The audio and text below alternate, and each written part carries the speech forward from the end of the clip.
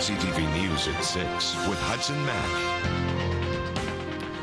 Good evening, I'm Andrew Johnson. Hudson Mack is away tonight. A deadly crash on the Malahat around this time last night is renewing calls for the province to upgrade the highway and make it safer. 3 people were rushed to hospital after a car crossed the center line, but the driver of the car died later in the evening. The head of the emergency responders that rescued the injured says adding barriers on the highway could save lives. Stephen Andrew reports.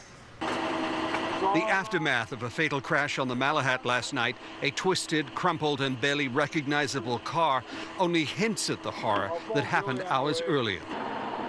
A car carrying a 76-year-old driver and his wife crossing over the center line and smashing head-on into another vehicle.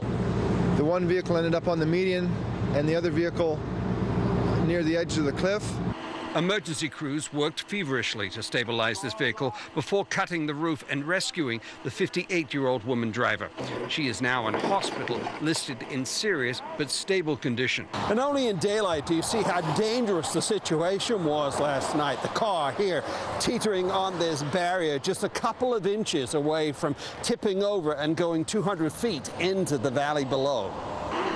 RCMP believe the crash was the result of a medical condition. An autopsy will be conducted on the man driving the car that crossed over the center line to try to determine what happened. I felt sick to my stomach for the family, and I was furious because I feel like this could have been handled by now. KRISTY FALCONER is part of a growing group concerned about safety on the Malahat. She is pressuring the provincial government to upgrade the highway and wants more concrete barriers installed along the center line. The most common cause of actual fatalities, not so much injuries, are the crossing into the oncoming traffic. And we do believe that these concrete barriers will eliminate this fatality. The move couldn't come sooner for the chief of Malahat Fire Rescue, one of the emergency responder teams that all too often has to deal with the carnage on the mountainous road. He has been calling for the concrete barriers for 10 years and says so far the province is focusing its energy elsewhere, installing wire meshing to prevent rocks from falling onto the road. But there are certain areas that are definitely a challenge for some people, and we respond continuously to these locations. Let's get some barricades in these areas that are high crash zones. We can't conceivably put them down the full length of the Malahat. I can't see that happening in the near future. But most definitely in the key areas where we've had a number of fatals.